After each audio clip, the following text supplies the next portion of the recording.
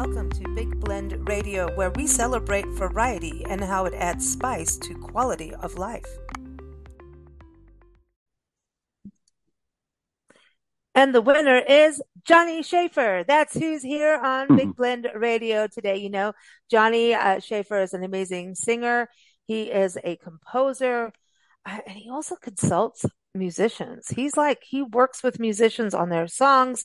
He's just an amazing human being, and he's on our show, our Big Daily Blend show, every first Sunday, because that means we get to kick off the month every month with him in a positive way, because Johnny is positive. He also has a Facebook group that's all about gratitude. And I think I need to get back involved. Every time I even see Johnny on Facebook, I'm like, oh, I didn't post my gratitude thing today, and I'm in so much trouble. I'm in gratitude trouble. Johnny, welcome back. How are you?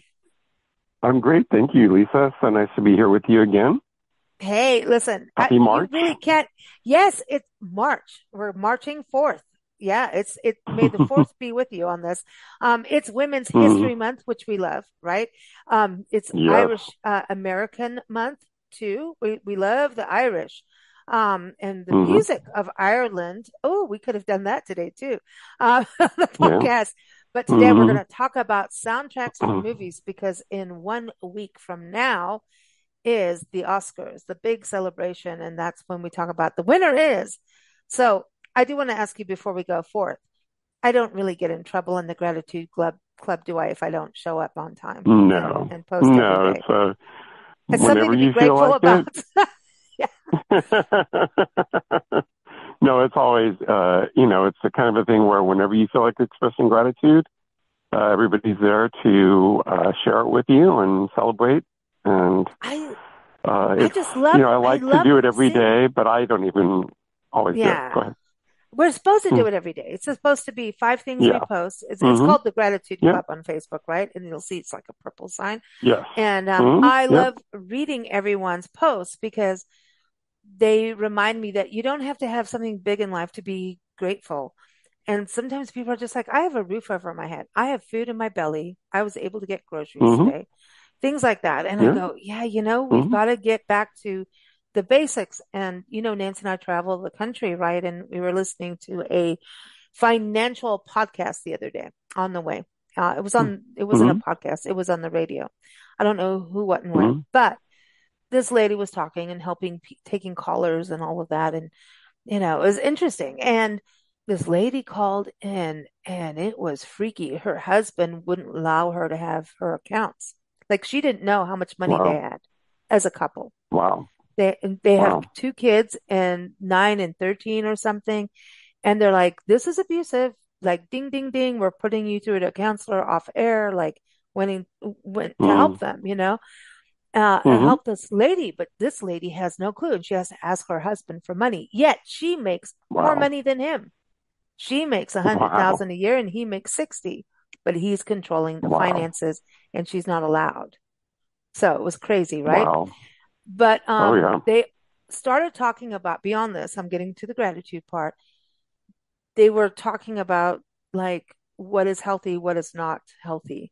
And they were talking about that is not healthy behavior in a relationship or for yourself. And they were trying to tell her how to get she gets her own bank account. And it was kind of freaky, actually. Cause it was like, what if the husband heard? And, and they were like, do an ultimatum to the husband, but then they're like, is he abusive physically? And I'm like, holy cow, this is going places we don't want. Yeah. But then they started talking about the fact of contentment was the word. And this lady had written a book, and she said it was like a journal of journaling gratitude and contentment, because part of why people get in trouble financially is not being content with what they have.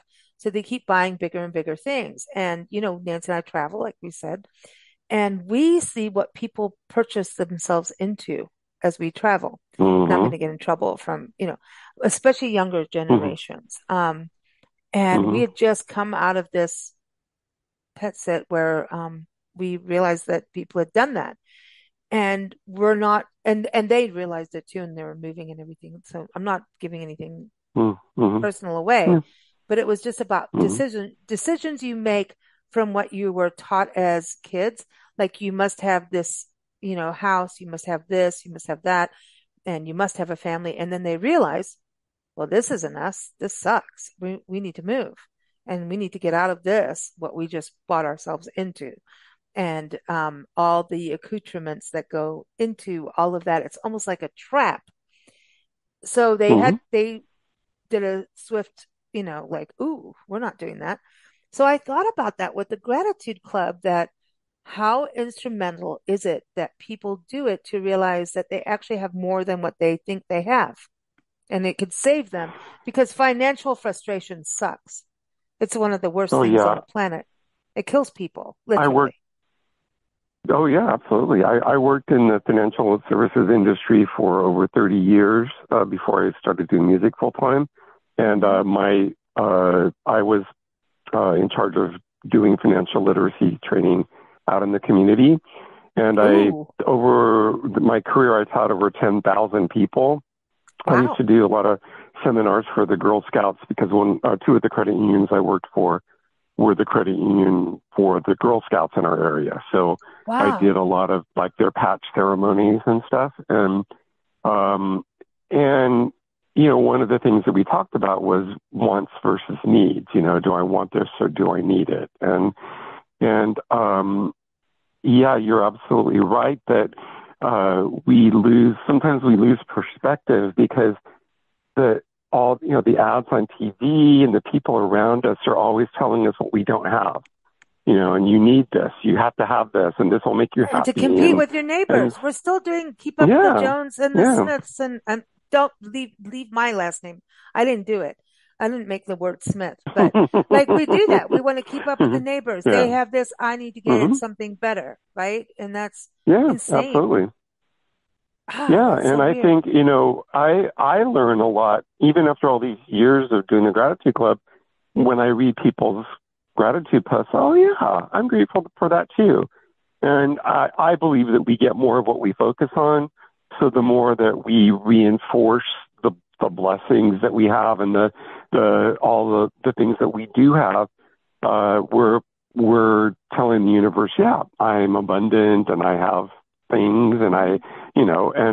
and it's putting stuff in perspective and a lot of the stuff that I'm grateful for isn't even, things. It's a lot of times I'll get an idea for a song and I'll post gratitude that I got this great idea for a song No, wait, or Johnny. uh Listen, your posts make me hungry all the time. You're always like, this kind of cheese, these nuts, and this. And I'm like, really? You're going to do that to me? I'm on the road right now. All I'm getting is Cheetos. Like what? And listen, nobody wants the Cheetos. Eventually you do get sick from them and it's not good. And also you get orange all over your car. But like your posts are always like for some, you have this, I don't know, you're just posting these ingredients that are amazing, but you make me want to eat healthy every time. And like it like tastes delicious. I don't know if it's the order you're putting them in. I don't know what it is, but you're just listing really healthy, good food for us. And it's not cake and ice cream and, all of that, but you make me hungry every single post you do. So you eat pretty healthy, huh? It sounds like, and like, yeah, it well, makes me feel refreshed reading your food. Like, let me put it that way. I feel like, oh, I did good today. I read Johnny's post. well, it's kind of by default because my husband Paco, he's like the most disciplined person I know, and like 6 years ago, he was told that he was diabetic, and like his A1Cs were like Oh, 13, and the doctor said, "Okay, I want to put you on medicine now." He goes, "Well, mm-mm. this is news to me. Give me some time." She goes, "Well, I shouldn't, but I'll give you 3 months." And he right away like delved into researching stuff, and he immediately put himself on a really low carb diet, intermittent Mm. fasting, and then he exercises pretty much every day. And he got his A1C down to 6 in 3 months. He's never had to go on Wow. medication. That's And he's fantastic. an amazing cook. Yeah. That's And so amazing because then, it helps your heart. Your heart health is oh directly yeah, connected, yeah, right? And now they're saying that yeah. diabetes is actually not about sugar in your body. There's some new thing. Nancy was just telling me in the car yesterday, or the day before, whatever day it was. Who knows? She was like, diabetes isn't what we've all been thinking for years. There's like some new study, but who knows if it's, Mm, mm, one of those things floating mm. around. Yeah, So I yeah, don't know yeah. what's going on, but the reality is you know when you're doing something for your body. Does your body feel better when you start doing healthy steps? It's almost like, thank you Oh for yeah, finally acknowledging me. Like you've ignored me yeah. for years and now like I was walking dogs twice a day, two dogs twice a day, 2 hour walks. That's I was doing 2 hours a day of walking after being Mm, snowed in, for a few mm, months. mm. So Yeah. let's not talk about Mm. the extra tire I have, just, if we ever get a flat tire, I know where to go. But, and so I'm walking and my body just started like, I slept better. Like, honestly, everything changes, and Mm, we didn't drink as much wine either, which kind of sucks, but actually mm, the energy mm. level spikes Yeah, and yeah. your sleeping gets better, when Well, you are I've more cut. active.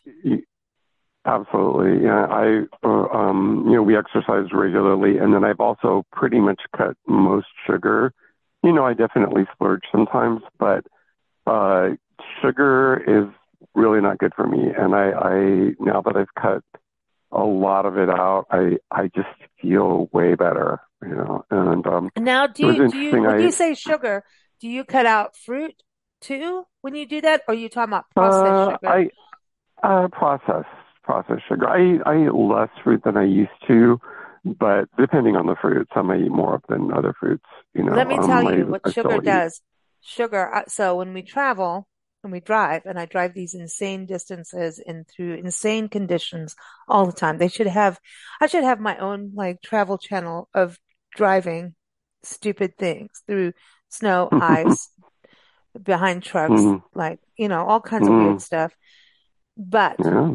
and this is a downfall. It's not a good thing. It's not positive, and I do not recommend it to anybody. So I got in this really bad habit of gummy bears or anything chewy, like all those stupid candy, chewy candy, sweet Mm, things. mm, And it's mm, all the hydrogenated stuff, all the stuff you shouldn't. yeah. It is not good. Mm, And yeah. I'll tell you, I feel okay while it's because I'm chewing, so it's making my brain more active and focused. But Mm, I can guarantee you and I won't stop. Like, right? It's bad. And I'm going to have to go yeah. to fruit Mm. or something, but then I crunch and then I drive Nancy nuts. So we have to have this balance. But I will tell you, like you feel alert, all of a sudden it's like coffee, right? And now I keep telling myself, just go get a cup of coffee. Soda makes me sick. I can't drink soda and I Mm, drink mm, soda on the road. I don't do any of this. As soon as we start driving, here comes all the sugar. My body goes literally into shock. It jumps up. yeah. It's like, let's go. Ba, ba, ba, ba, ba, ba, ba, ba, ba. And I'm going to say 30 to 45 minutes. I want to slump over. I'm done. I'm out. I Oh went yeah. up. I went Mm, down. Bing, bong. yeah. And I'm going like, this is real. And all the doctors talk about it. I don't know if I got the times right or whatever, but I know that I go up and I go down and it ain't nice. The only sugar I Mm, truly, Nancy and I eat, like in our diet, on the only sugar is mm, wine and it's mm, fermented mm, sugar, and that's okay. yeah. But Mm, other sugars, like we don't do soda, we don't do any of that stuff. Maybe a teaspoon of sugar in yeah. coffee, normally stevia, Mm, if that. I swear yeah. to God, We I watch my body go through rapid, insane changes whenever I do this, and I need to stop it. Well, I saw an interview with Bernadette Peters, and they were talking about how she Oh looks yeah, so yeah. young. She goes, "Well, I gave up sugar decades ago," and um, she goes, "I really attribute it to that." She says, "I just, and Oh Bette Midler wow. said that too." Yeah. So, So, by the way, everyone, we are going to do a podcast about soundtracks and Oscars and movies, but we always have to do housekeeping of money and food first and gratitude. That's yeah, always going to happen. yes, I didn't know about the yep, money thing, but I was thinking about the gratitude. That was really hmm about it. But I didn't know yeah, that you were that hmm like doing that in the banking world. I just thought you had a suit on Yeah. and we had to Hmm. come in and say, do we have enough money for a loan? And that's the weird thing. Go in for a loan when you have no money, and then they tell you you have no money, so I'm not loaning you any money. And you go, but that's why I'm coming for a Yeah. loan. And it's like, and Yeah. I think it's Yeah. so hard now for people in this Hmm. world. And so many people want to do the entrepreneurial thing after COVID and getting into things. It's Yeah. so hard. And you really, Hmm. really, if you really want to do it, do it. But you are going to have to cut back on things most of the time, depending Yeah. on who you are in your Hmm. situation. Some people don't. Hmm. But I don't know. I think the discipline's good. Wouldn't you say, Johnny? Because you're an entrepreneur as a musician, that the discipline is an important thing. Oh, it's crucial. I mean, you have to keep up with, with whatever industry you're in, and you have to make yourself as knowledgeable as you can, and you have to keep at it and Mm. stay positive, and Oh, and that's, mm, it's a struggle. I mean, I I I know a lot of musicians. I mean, some that have been very successful in the past who are trying to find their way in this new landscape, and it's challenging. yeah, you're in the sea. Um, You're in the sea and you have yeah. to try and be up Hmm. and be above everybody in the sea, yet work Hmm. with everybody too, Hmm. collaborate and rise above and be positive. Yet the world of AI is a whole other thing too, which we talk about.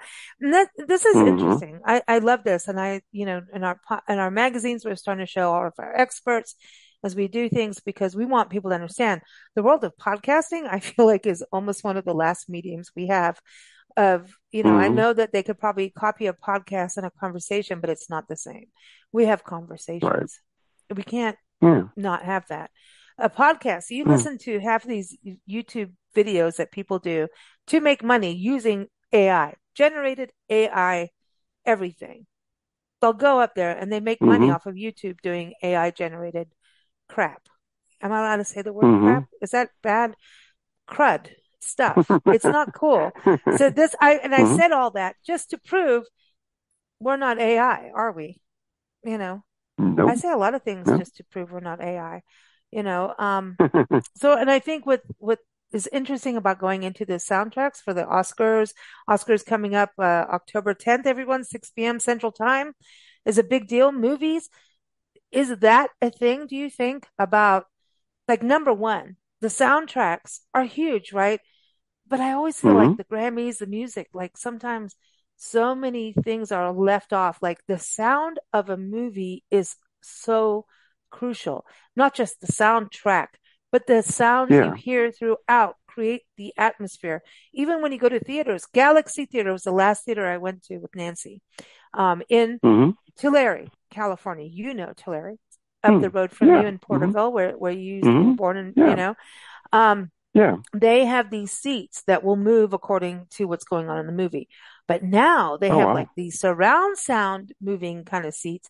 And the Hmm. filmmakers are now having to record in different waves for different things. Are you watching it on Netflix? Like how we do podcasts, I have to do a podcast Hmm. platform for audio. And then this is for Facebook and YouTube, MP4, MP3 here, Yeah. different Hmm. artwork, different things.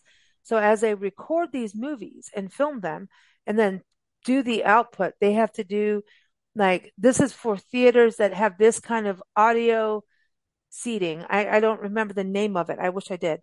But it's Hmm. Yeah. it's like I mean Nancy has it in her software of what she does for video making and stuff. And I'm sure Paco, your husband, does all that too, right? Where you have to output it accordingly. But it's actually Hmm. even the sounds and the little clips of a song. Like I always think about movies where you hear a car door close and you can hear whatever that was on the radio in the car sets the tone Yeah. of the scene Hmm. immediately, Yeah. right? Hmm. Yes. Yeah. Do you do that when Yeah. you make There. movies for your music? Do you have to go through all that too? Well. You mean like music videos? Hmm. Do you have to think Um. about, or is it mostly Yeah. just this We. is A YouTube, it's lot of for? discuss. We're doing that now with a release that I'm getting ready to do. We're just talking about, and it's funny because I'm, Paco's very visual and I'm very auditory. And so, Hmm. I'll try to talk about what I want to show, and he's all, "We only have 4 minutes," like, he's Get like, "You want to to the tell a whole point, story," Johnny. and Yeah. so, he's all, try to imagine, it takes time to set this scene up and all that, and so we kind of go back and forth Mm. about, how that's going to play out, and Yeah. there's a lot of thought that goes into, and people approach it different ways. Some people just go shoot a bunch of footage and then figure out the video afterwards, and other people do a storyboard and plan everything ahead of time so that they know exactly what what each scene is going to be, and they shoot to that storyboard. Hmm. And then other things in between. Or there might be a live performance, or you might sing in front of a green screen, and so it's all about choices. And when you were talking about AI, that's my thing about just all of this is, for me, art is choices. It's just a series of one choice after another, whether it's a painter choosing what colors to use and how to use the brush and where to put this line and all that. Every single choice together makes the painting. And then in the studio, it's just a series of choices: what notes to play, who's playing it, what instruments, what words are you using, and then how loud. And so if the people aren't making the choices, how is it, what, what's the point to me? Like, and Mm. people are, That's, letting a computer make all those choices. And then they're yeah. saying, "Oh, look what I did." Well, Well, no, you didn't make any of the choices. Nancy and I just did a podcast thing. We did a new recording for a different show that we're doing, our road trip show. And I did a new Mm-hmm, voiceover kind of thing and then had the podcast. And I went, oh, I needed to balance these sounds better between the audio of that and then the podcast. And then I was like, no, mm-hmm, actually, it's the dynamic. It kind of leads you in, and the podcast is louder, like this weird mm-hmm, thing. And then I'm going, uh-huh. in AI, would it just go, oh, everything needs to be the same thing? Like, then I'm going, Yeah. you Mm-hmm, know what? I want it to be real. I want, like, mm-hmm, this is us. This is who we are. It's not perfect. yeah. Nothing, and I Mm-hmm, am almost shooting for imperfection now. And I'm a perfectionist, yeah. annoying perfectionist human being. And nothing is ever perfect that comes out of anything. Nancy's laughing in the background. I'm not good at being perfect, but I strive to be. I'm annoying about it. But now I'm going, we need to be imperfect to, Yeah. Well, when they talk about a face, they say that the imperfections are what cause the beauty. And I mean, I've heard that Mhm, before about like makeup artists and stuff. And mhm, and the the the criticism that I hear a lot about AI art that gets put out is, "Oh, it's too perfect. Like it doesn't have any humanity in it." And I think what they're saying is that little imperfections are what give it character. I went to the Van Gogh Museum in Amsterdam a couple of years mm, ago, and I got to mm, see the paintings up close, and mm, it really was brought home to me how there are so many layers. Like the paintings were very bumpy because he did different layers on different parts of the painting where he just kept mhm. adding paint on, Especially with the and palette or, all yeah, he did a lot yeah, of and palette work. Yeah. all those yeah, and those are all choices that he made, and it's that all of that goes into that art, and so Oh, you yeah, make a huge it's point. So our yeah, AI removes texture because it wants this yeah, cleany weeny thing. And that's what I'm mm-hmm, seeing yeah, in how people live today in cities, right? They buy into these mm-hmm, complexes where everything looks identical. yes, People are buying yes, the same cars. The cars aren't mm-hmm, even a car. I went to go help a friend to drive him to an airport. I went to the airport, swap positions, and could drive home in their car. Now, Nancy and I travel the country and we're in our car and we've been in this car for years. This is my baby. And this lady, if this car needs a new engine, that's what's happening. Like, it's just like, I feel like this car should be in a museum with everything it's been through and done. And it's like, it's a living being to me. Right. And, mm-hmm, so I'm way outdated on cars of today. now cars don't, you have to push a button. There's no key, yet they have a key. Mm-hmm. I went to go and pick them up in their car and I reverse out and the car just says, no, we're not doing this. And I'm doing Mm-hmm. absolutely everything. You know what it is? My face doesn't recognize, I'm not recognized. It's so, Wow. we're that. And then they're like, no, no, it's not that. It's not that. I was able to drive back in. I'm like, that's because it's recognizing your face. I looked it up on Google. You, this is Mm-hmm. insanity. And I think it's a great thing regarding, security. So I'm not anti it, Mm-hmm. but I'm going, Yeah. what if you needed to get someone to an emergency Yeah. hospital? Oh, sorry, my car doesn't Mm-hmm. recognize you. Like, what? Yeah. It's kind of this weird thing, and we are going to beam up. We're all going to become alien people. We're going to Mm-hmm. become Yeah. green people with big eyes. And I don't know, maybe it's more fun. I don't know. I'm not anti it. I'm not really scared of it, but I just feel like we have to Mm-hmm. have some balance of, okay, we're human and this is not Mm-hmm. human, but it's getting weird. It's Mm-hmm. starting to get really weird, you Yeah. know? So I don't know. Yeah. Um, I think humans should tell human stories. Like what does a machine know of love and heartache and joy? And I mean, I don't know. It's just but isn't it that the just power of movies? We're telling the yeah. stories, Yes. like the Yes. filmmakers, the actors, the musicians, the makeup crew. I mean, Mm-hmm. that's the other thing. Yeah. All these movies up for, awards and everything. They did so Mm-hmm. much. There's so many people involved to make this one piece of art that it has this big, here it's in the theaters. Now you can watch it on, your TV, right? Mm-hmm. Like your music videos go from here's your little thing on your computer screen, your phone, but then people can see it on giant TVs in their rooms, Mm-hmm. in their house, wherever they are, Yeah. it changes, right? Yeah. And it'd be watching I people like on to watch my airports. videos on. Yeah. Yeah, on the big Yeah, I screen. like to watch them on TV. Yeah, and when the You Can't Hide the Light video that I did with Melissa, Hmm. we've done some film festivals, and I've gotten to see it on a big movie screen, and it's amazing. It's like such a great feeling, Oh, that's to hear cool. the music bouncing around the theater, and yeah, it's really cool. People watch podcasts Hey, on our video podcasts on their TV. mm-hmm. And I've been Oh in yeah. homes with it there and I'm like, Mm-hmm. I'm hiding. I'm going behind because I'm shy. You know what I mean? I'm not, it doesn't sound like it, but I am. I'm like, no, dude, Mm-hmm. look at the guest. Look at the guest. Not me. Look at that. Look at that. Not me. Look at that person. They're the expert, not me. I'm just doing that. But yeah, it's a trip, isn't it? How things have Yeah. changed from Mm-hmm. 20, 30 years ago, hasn't it? Oh Nancy and I yeah. look at that all the time. I mean, we didn't do podcasting until what, 17 years ago? What podcasting was barely a word, wasn't even a word. It was like Mm-hmm. Yeah.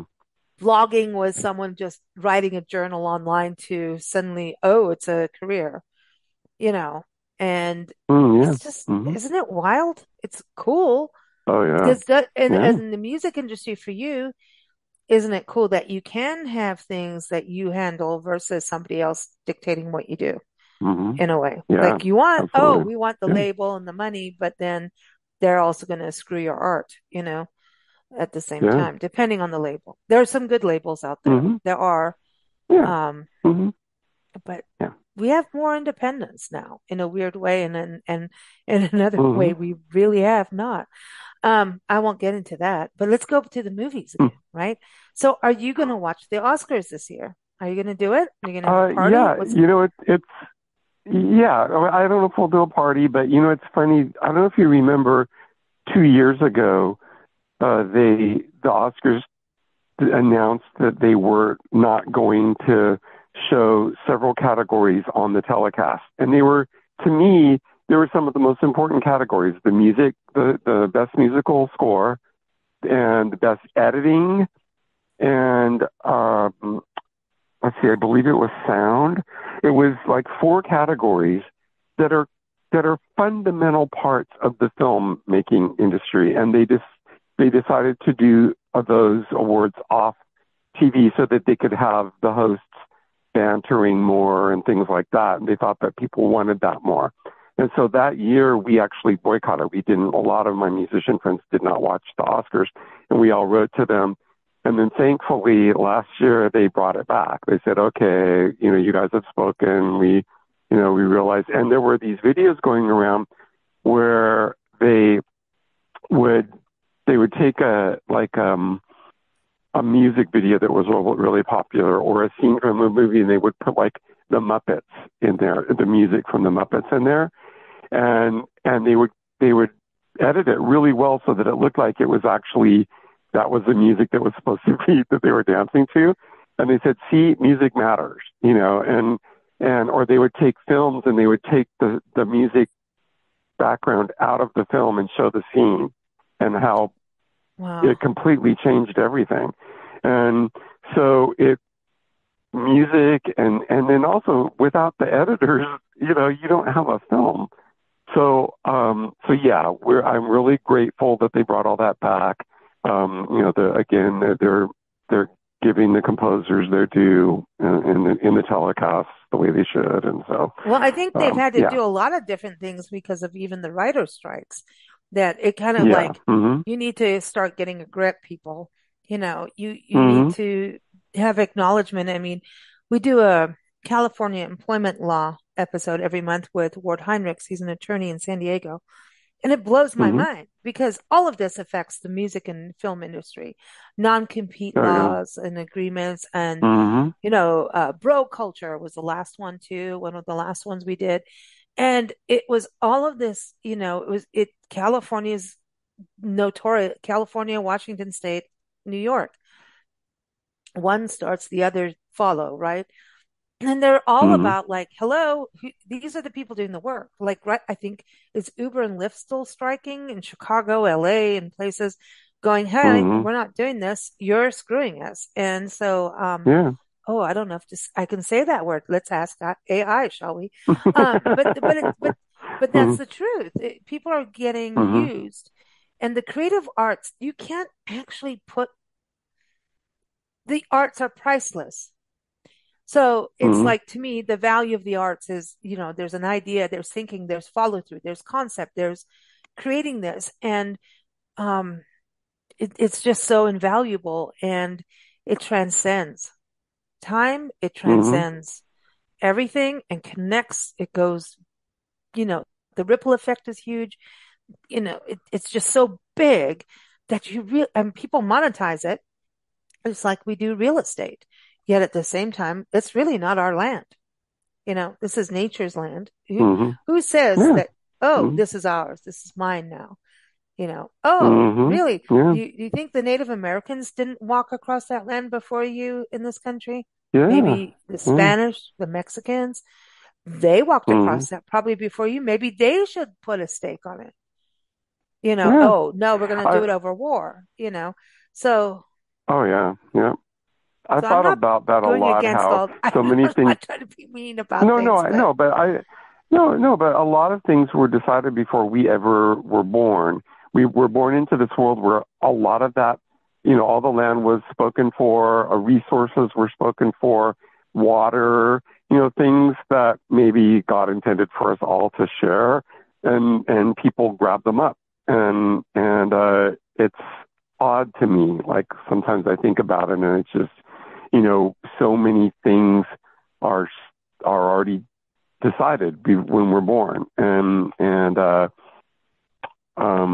don't know. It's just oh, it's but that's what the arts do. It's interesting. supposed to make you think. Yeah. The arts bring Hmm. back critical Yeah. thinking. And I wonder Yeah. how much critical Hmm. thinking are we doing when we're stuck on phones and typical, like even Hmm. emojis. Maybe that makes us think a little bit. Are we going to use the eggplant? No, we're going to use this. Hmm. I don't know.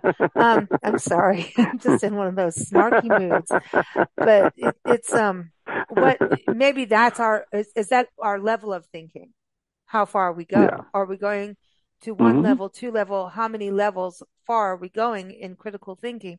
And I'm scared that we Hmm. are losing critical thinking and basic politeness, basic Oh humanity, yeah. like humane ways of communicating. And now we're going to add this Hmm. huge thing of AI on top of it. Not going to, it is here.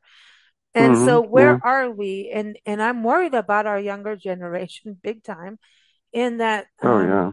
I with what we do, Nancy and I, we're seeing it. We're seeing this radical change of how people treat each other. And it's a very Hmm. sad thing. I mean, you know It that we really is. just launched our new Women Making History podcast, right? And it's Yes. really It's about, awesome. yeah, when you're going to be with Melissa Manchester, it's this whole new thing. And it just Nice. happened. And it came to us through some things that happened. And one of it was that we realized women, and we've known this through the years, but it just as a certain recent thing happened, and we're like, you know what? That's you know, I'm gonna watch my language, but it's when women do not support each other. There's times to maybe communicate and say right or wrong or this and that, but we have now just witnessed again how women tear each other down over being competitive. So Mm-hmm. we can be Mm-hmm. competitive in anything, but it's kind Mm-hmm. of like what's going on politically. So do you want your kid, like when I was growing up, if you were going to be nominated to be president, holy cow, that's huge, male or female. That's a big deal. Mm-hmm. That's a Mm-hmm. leadership position that's amazing. Now people are tearing each other apart over it. I'm not going to go into what side and all that, Mm-hmm. but it's now all these commercials are they're tear downs instead of this is how I'm Yeah. going to lead and rise up. No, it's a tear down. And we're noticing it in women too are tearing down. There's a lot who don't. So I'm just saying there Mm-hmm. Yeah. are, but Mm-hmm. we're noticing it in someone's Yeah. got I was studies on talking all to, of this. But you know what I mean? It's like yeah. we need to Yeah. raise up. As we raise youth, we need to raise up, not down. Mm-hmm. You understand what I I was mean? talking to someone about this. Sure, yeah. We were talking about how, I used to hire people, when I was back Hmm. in the financial services industry, and I would interview them. And, if someone came in and said, you should hire me because that person is horrible, and they started Oh down no, talking to heck other no. You're people, out. I You're would out. not give them the time of day. And yet we're Yeah. supposed to hire these people to run our government and make decisions for us based on how they trash the other people that are applying for the job, essentially. It's a very odd thing to me that how, politics is kind of unique in that way. Well, how do you think like okay, so these award shows, right? That's kind of Hmm. interesting too. How people Hmm. get in there and like the Rock and Roll Hall of Fame, I think is one of the most interesting things. Tom Morello, Yeah. like famously, like basically gave them the middle finger and then ended up on the Hmm. voting list, like ended up on the board or something. And now he's like, okay, now it's cool. I'm like, dude, I really liked you. This is weird. Is it a sellout? I don't know. I don't know what to say about it yet. I got to think about it. But Hmm. didn't he just get also put in the Hall of Fame? Just saying. Um, did that just Hmm. happen? It did. It did, didn't it? Um, but the Oscars and everything, these are prestigious things that, you know, but why aren't we doing this for teachers and all of that too? Yeah. Like, I want to have a healthcare worker. Nobody cares because the healthcare worker isn't, it's like we're Hmm. glorifying so much. And I believe we should, glorify the arts and everything because it's a huge part of our lives. But don't you think healthcare workers are too?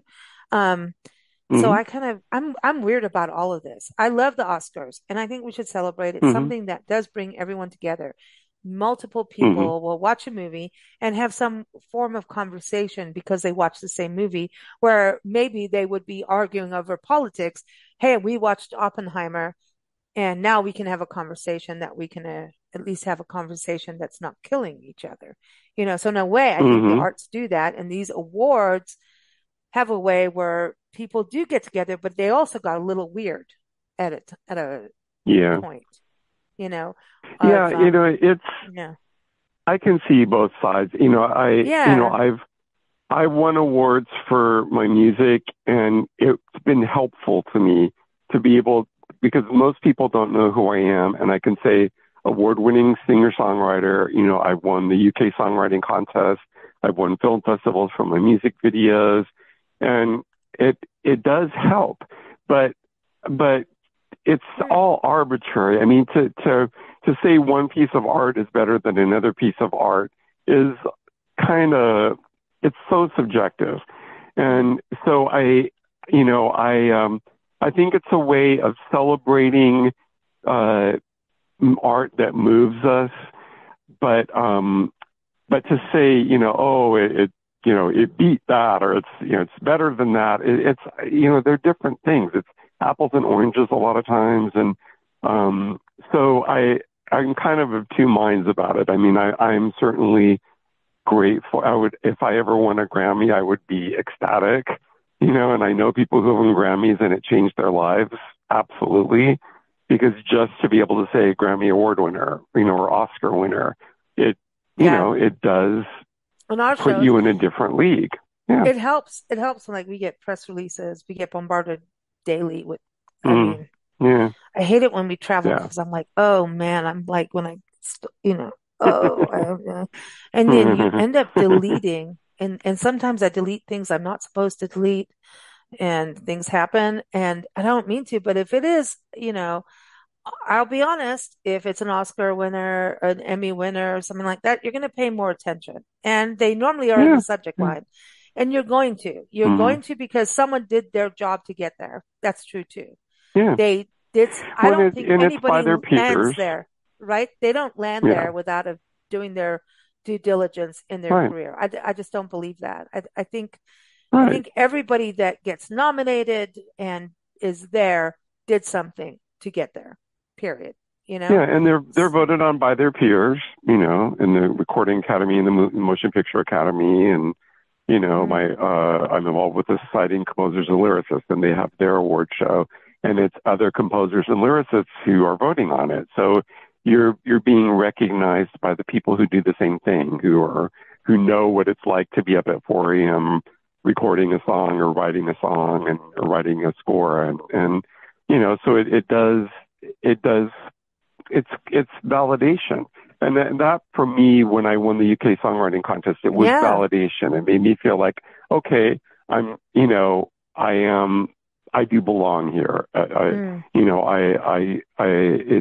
did something. It made the cut. Yeah, exactly. Yeah, it's like winning a race. Yep. You won a race, Yeah. And so I think it's important because at the end of the day, it also brings us to the point of the importance of the arts. So movies, what I love about movies, it's visual and audio, right? Yeah. It's a huge deal. And, Nancy and I were talking about this the other day because as we get into we have a whole other project I'm not allowed to talk about yet with our Love Your Parks tour. And then I'm not allowed to talk about any of it.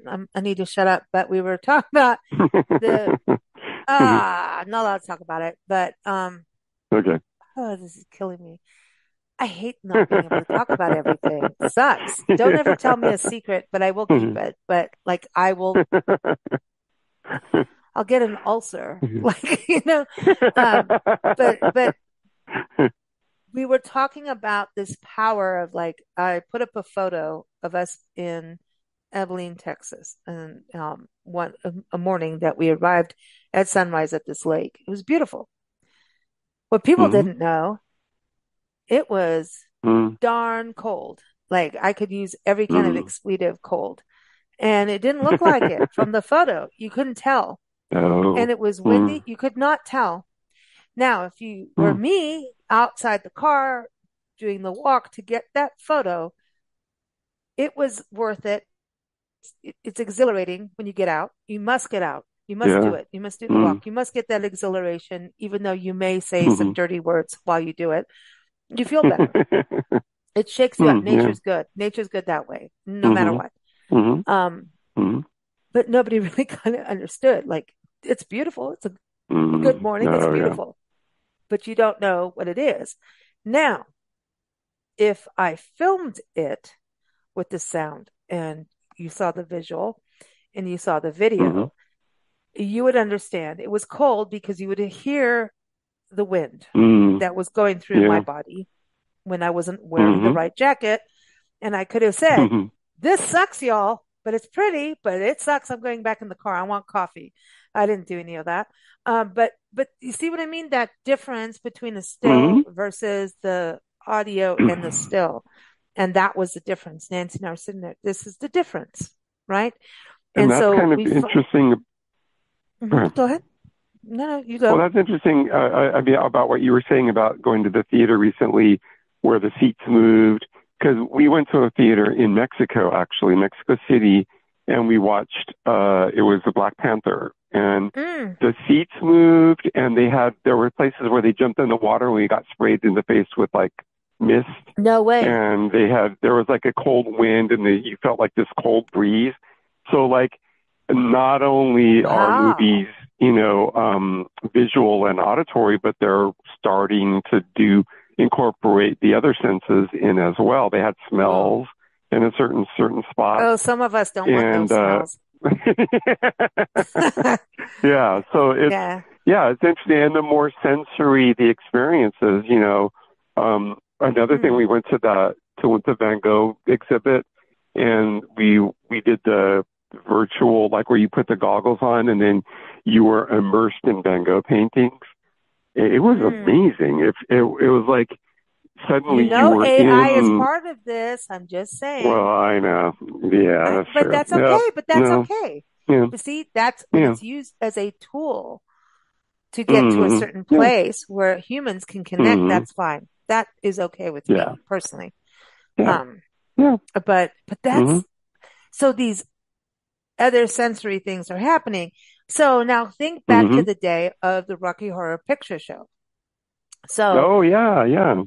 Hmm. see, that stuff happened. And that's what kind of, Yeah. I think, helped the Rocky Horror Picture Show in this country. In South Africa, Oh when we yeah. left South Africa, the last magazine Nancy published, because all hell was breaking loose at that point, and Hmm. they unbanned the Rocky Horror Picture Show. It was banned when we were there, and it was Oh banned for over wow. 20 years or something, and they unbanned it. Wow. And so they had these actors from Sydney, Australia, from the Opera House, like proper act. Like now, I was in South Africa today on a Zoom call. Now you can hear it. Now I'm getting all proper. Um, these actors came in and did like this. It was like a Broadway play. I'm not kidding. Like it was Hmm. Hmm. amazing. And so we filmed them, Wow. photographed. We didn't film. We photographed, wrote. You know, I went to Hmm. every single production for that week and documented, went to the Wow. after parties. And right before, Nancy and I were like, okay, I'm like, I want to go to Cape Town because I was very young, still 17, 18 years old and working for her, but was like, we could open an office in Cape Town, which was she was in Port Elizabeth and I wanted to open in Cape Town to do the second branch of the magazine. But then real stuff Hmm. happened and that didn't happen. And because of the Hmm. arts and the theater, because that's who I am and she is too. But we wanted to have this balance and the garden route in South Africa goes from basically Port Elizabeth to Cape Town. The garden route goes along the coastline and it is like this amazing floral. You go through forests and flowers and coastline, like Oregon rugged. You know that from Washington State, that rugged coastline. Mm. Oh That's yeah. what it is. Yes. So they have, protea flowers that we get here, like from Hawaii, right? That grows. That's the Hmm. state. That's the country flower. That's the national flower of South Africa, the proteas, Oh wow. and they bloom all Hmm. along the roadside. And you have what's called the sugar birds. It's called the fynbos. Is the fine bush, fynbos in Afrikaans, and these Hmm. sugar birds come out, which are like a little bit bigger than a hummingbird. And am I right? They're like the sugar birds. Am I right, Nancy? Sugar birds, hummingbirds, sugar birds are bigger than the hummingbirds, but they have these long curved beaks so they could get into the flower and get the nectar. And that's what's there. And then some of the forests are like hardwoods and then some are jungly and then you get lagoons and you've got this rugged coastline and with fishermen people and Hmm. we've seen Hmm. ostrich walk on the coast. This is also where you see great Wow. whites and penguins and Hmm. seriously, canary bush with canaries in them on the beach. Like Wow. seriously, this Wow. this most magical place. So we're like, this is going to be our thing. And mm, then real hell broke loose mm, in South Africa, and it was time to get the hell out. So mm, we did. yeah, yeah. But the Rocky Horror Picture Show, that is, Nancy said, we're going out with that as the cover. That's going to be the last Mm, magazine. Nobody knew it oh was going to be wow. the last magazine. And the Rocky Horror Picture Show was on our front cover. And then we came Oh to this wow. country and we lived in Florida. It was our first thing. And we were both in the music industry. And a friend took me to a Rocky Horror Picture Show thing. And I'm like, oh, you have it here. Duh, right? But like, I Mhm. thought I was going to see this caliber. I was horrified, absolutely horrified, because it was the movie and people on stage, shooting water from a water gun. And I just looked Yeah. at this like, you are so pathetic. You have no idea. I was like the Mhm. biggest snob you could ever imagine, because like, if you could Mhm. just see what, like, it was a theater production. Mhm. It was Oh full wow. on, you know, Wow. I can't Mhm. even, like, you could, I don't want to get into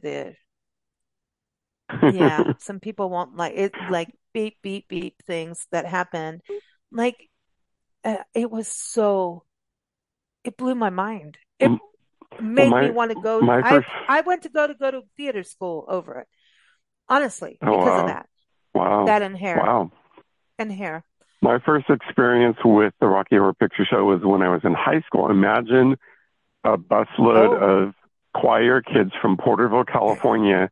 We went on a choir tour, and we would frequently stay in the homes of other high school choirs families. When we would tour, yeah. like we went to Costa Mesa, California, and we stayed in the homes, and then the kids decided to take us out to this Rocky Horror Picture Show that night.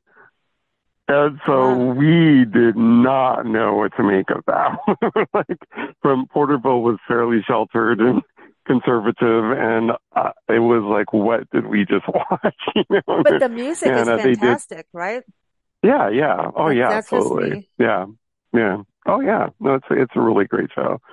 And another show that they do that every year at the Hollywood Bowl, they do a Sound of Music sing along, and they do the same thing where, like, when they're looking for the people with flashlights, everybody gets out their flashlights and starts, flashing them around the Hollywood Bowl, or then they're, um, I forget. It's the same kind of thing. People bring a bunch of props, and as the movie's going, they act it out, and it's kind of it's fun. But yeah, it sounds like you got a really good a Rocky Horror Picture Show experience, on a whole other I level. treasure it. I treasure it. And I just Yeah. wish, and I felt so, it was the first time, I think, even in, Nancy's magazine, that I felt like I had this important thing to write. And then you freeze up as, I've got to make this perfect for every person that you saw in the play. And like, then you're like, you can't, you've got to do, to write a review or something like that it's Mm. gut wrenching. I Yeah. don't write reviews anymore. I've done it for some musicians when we started the magazine here, and I'm Mm. like, I can't. I will take 3 days. And then Nancy's like, we have to publish. And I'm like, Oh yeah, but yeah. and I'm sweating over it. And then Yeah. no, and then I'll go, let me have a glass of wine. Then it's like, no. And then you think you're going to do better with a glass of wine. No, no, no. I can't do reviews. I can't. And when we do podcasts, Yeah. we talk to musicians, as you know, I'll say my opinion and then Mm. people get mad. Like, you ruined it for me. That's not what I thought. And I'm like, oh, Oh wow. what? Mm. So it's very difficult to talk about Yeah. stuff. I'm not an Mm. expert. I just go like, I do, like, there's music that I don't care about, not my thing, but I can tell Mm. when someone's good or Yeah. not. And I'm a musician, a writer, all of that. Mm. So I'm Yeah. not Mm. inexperienced, but it's like, for me, this is that. Like, I can't do it. I'll talk to a musician about it Mm. because I'll see where Mm. it matched for me. And I'd rather do that than write a review. But you guys need reviews. And I'm sorry, I suck. Mm. But you do. Does that help you? Like, for authors, like, authors need the reviews. I think movies do too. Mm. Authors will go through this year-long process, 2 years, 5 years, 10 years. Some musicians, same thing, Mm. right? Put an Mm. album out. Authors will sweat, sweat, sweat. Editor, process, publisher, all of that, like what you guys do with, oh, now here comes the producer, and then it goes here, and then the sound here. I mean, it's this arduous. God, you're tiring me out. I'm just talking to you, and it's tiring me out thinking about what you guys do. And then it goes to the people. And then here comes the circuit of getting it to the people. And then the reviews are necessary. hmm And then sometimes the hmm reviews, like, screw you if you're going to be rude. Shut up. You You know? know what's interesting about reviews? I've actually learned. Sometimes I've read a really like negative review of a movie or an album or a book, and it made me want to watch it because of the things that the reviewer didn't like about it Mm-hmm. are things that I actually like. And Mm. so I was by reading that, I thought, oh, okay, I actually think I would like that, and Okay. it panned out for me. So it's not always a negative review doesn't always turn me off of something. Sometimes it helps me see, oh, okay, or I'll watch it and I'll keep in mind what the reviewer said, but I won't, yeah, no, I don't agree with that. So it's, they're definitely helpful, and you just have to have a thick skin if you're going to read reviews about your own stuff. Well, it's And, the same in just realize travel. that's just one People, opinion. Hmm. people doing that on a hotel or something, right? And you Oh, can go and right. look and Yeah. see that they're just pissy about every place, or they're Yeah. saying, hey, Hmm. this was really great, but this, if you can do a Hmm. balanced review, then it's cool. And the reality is, none of us Hmm. can please anybody. I mean, you Right. can't. Yeah. So Yeah. it's opinionated no matter Hmm. what. So, Hmm. I, Hmm. yeah, so the Oscars, let's go to the movies and the music, okay? So Yes. Oppenheimer, that's going to be a big deal, right, this year. So I want Yeah. folks to know that we have a cocktail for it. Hey, it's a Sunday. Everybody needs a cocktail before Nice. they go to work the next day, and Yeah. I'm excited about this. Nancy and I stayed at La Fonda in 2019 in Santa Fe, New Mexico. It's right on the plaza. In fact, it is known as being America's first inn in the country. Hotel, like Wow. actually one of the first. Yes. Santa Fe's history. It's right off Route 66 and the Santa Fe Trail. We Hmm. did this amazing interview with them, and everything is art. You can go in and just take a tour of art if you go there and you don't stay. They'll take you a tour. They have paintings of Kit Carson. I mean, the history of Santa Fe is in this hotel. This is, I think, one of the top art hotels in the world. Like, I'm not joking. Um, Nancy and I stayed in a room hmm. together, and even the headboards were hand painted with art and everything. Oh, I mean, wow. no, no. And this was pre-COVID. We Hmm. were very lucky. And they had Hmm. at the plaza in the summer live music at night. We got to see Shiny Ribs. Oh, it was good. It was good. They Nice. also have a margarita trail in Santa Hmm. Fe. So everybody just say it's really fun. Um, but anyway, La Fonda has a cocktail out, and we've got the recipe. So the link is in the show notes, everybody. It's called the La Fonda on the Plaza's Atomic Martini, not a margarita. And Wow. here's why. This was inspired by the Best Picture contender Oppenheimer, and Hmm. the Atomic Martini from La Fonda on the Plaza Hotel in Santa Fe, New Mexico. This is why. During the Manhattan Project, Oppenheimer and his team of scientists used to come down from the hill where they were doing this. And by the way, I also have a link to a story before I get into Oppenheimer, to an Hmm. article by travel writer Debbie Stone, where she went to Los Alamos, New Mexico. So that's right outside Santa Fe. We never got there Hmm. just time wise. We did Bandelier National Monument, and that's amazing history if you can go there.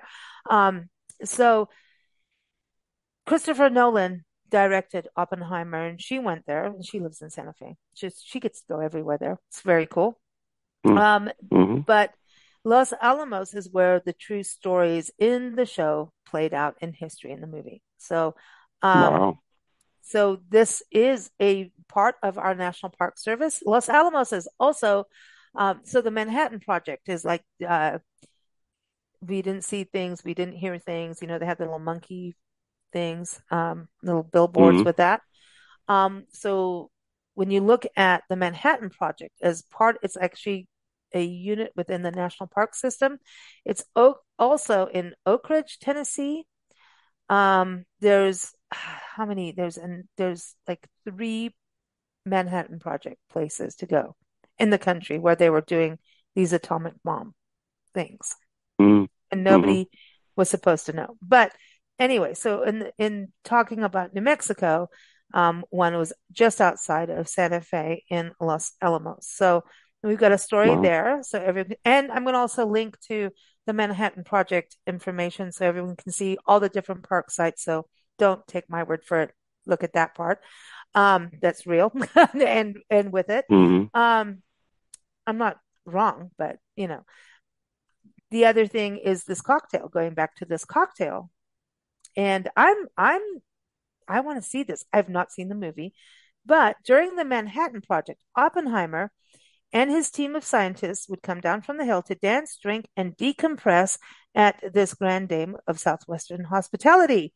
So they created a drink that is inspired by Oppenheimer, that is perfect for Oscar night. Whether or not, I mean, come Yeah. on. Don't we want to have, Mm. if you're going to have a Totally. party or watching something special, I think we should have a drink, whether it's whether or not Mm-hmm. you know what I mean? La Fonda is, Yeah. you guys have to go to the La Fonda Hotel. This is insane. And I've got the interview we did there, the history of Santa Fe, the history of Oppenheimer, Mm-hmm. the history of the Harvey House girls too. That's a whole other thing too. That's all part of this area's Mm-hmm. insane heritage Wow. of multicultural history. But anyway, if you want to make the cocktail, here it Mm-hmm. is. 1/2 ounce, 1.5, excuse me, not just 1/2 ounce, 1.5 ounces Mm-hmm. of vodka, 1.5 Okay. ounces of VSOP cognac. Ooh. One Mm. teaspoon medium of Amontillado sherry. Amontillado? I don't know. I'm not pronouncing it right. Mm. Maybe we need Paco for this one. Yeah. Amontillado sherry? I don't Well, know. sherry time in New Mexico, in Santa Fe is a big deal. We stayed at a place where they Mm. had sherry time, the inn at the Mm. Governor's, and they served us cookies, New Mexico's cookies, famous cookies. Oh, wow. Yeah, Mm. they have their own cookie, and they're the bizcochito, and they're like anise cookie, like just very Oh, okay. simple sugar cookies with anise. But anyway, the Mm-hmm. amontillado, I don't know how to pronounce it. I'm sorry, La Fonda. Mm-hmm. And then 4.5 ounces of chilled champagne or sparkling wine on top of it. So you're going to mix the vodka, the Mm-hmm. cognac, the sherry in a glass with Mm-hmm. ice, and you shake it up like you would a martini. Put it in there, strain it into a chilled cocktail glass, and top it with the champagne.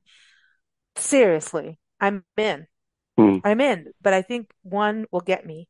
I have a funny feeling about this Yeah. cocktail. Yeah. That's a lot of that's four. Oh, You're in yeah. trouble. Yeah. Yeah. You may Yeah. be supporting Oppenheimer, whether or not it wins loudly, but it's nice to do that kind of entertaining. Do you do that when you like, if we're going to watch the Oscars, let's do something themed. I think we should. And I think even in COVID, we started to get into that, like, we should do something so we have some fun. And I think we should, whether it's You know, alcohol or not. when I was in college, I went to an Oscar party, and they were every time they said the winner is, you were supposed to take a drink, and I had to stop Oh, too much because there were a lot of awards. oh my So gosh. yeah, Oh, yeah. they should have thought I of a would different word. I would not do that with this cocktail. So everyone, La Fonda, in Santa Fe, I encourage you to go there. And their restaurant inside the hotel is amazing. Hmm. I can't say enough about it because it's a beautiful art hotel. It's an art. It's a piece of art. The architecture, the art on the inside, the history of this hotel. I mean, it is the oldest inn, Oh it's wow, America's yeah, that sounds first inn. fantastic. It's our Yeah, first hotel in the country, and wow. Nancy and I got to Hmm. stay there. We felt very full of ourselves. We're like, we got to stay here. Mm. Oh yeah, And then that's we did a awesome. food tour. We did a food and walking food tour. And we ended Oh up with wow. another mother and daughter. And the other mom wasn't able to do all the walking. And the guide is like, did you not know that you signed up for a walking tour. Like, but we went all over because this is Hmm. a plaza, but the downtown is not a Hmm. it's like a plaza. So it's very Spanish Mexican style. You understand that from Mexico City, right? That Yes. kind of Hmm. plaza style, which I Yeah. love, right? And Oh, there's yeah. that they understand green space and park and fountains. Yes. But the Yep. history is so interesting because they have the Spanish, they have the English, they have the Mexican, and then, of course, the American, the Native American, right? All of this history Hmm. just went here and drama came with it too. But I think Santa Fe is one of those, and it's like one of the biggest art communities in the world, art markets, like for art. If you go to the Capitol building, which is, you can walk there from the plaza, it's like they're representing so many artists of New Mexico as a whole. It's like Hmm. that's when you want to go in a political building. The other, you're like, you guys, but this is a Capitol building you want to go in, and you will see art. New Mexico. I mean, it's so Hmm. cultural and spiritual too. Do you understand that part also because of the music Yes. you sing, Hmm. the Catholic side of it? So there's a lot of that in there in the art. Oh, yeah. There's the Hmm. Catholicism. Yes. Have you been to Santa Fe? Hmm. You've been there? I have not. That's the one. Oh, It's on my list. I have some Johnny. friends who moved there, and so I totally want to go. Yeah, yeah. We're talking about Oh, it for the spring, actually. We may, because we have a oh, friend down in Las Cruces that we oh, want to awesome. visit, and then we wanted to go to Santa Fe.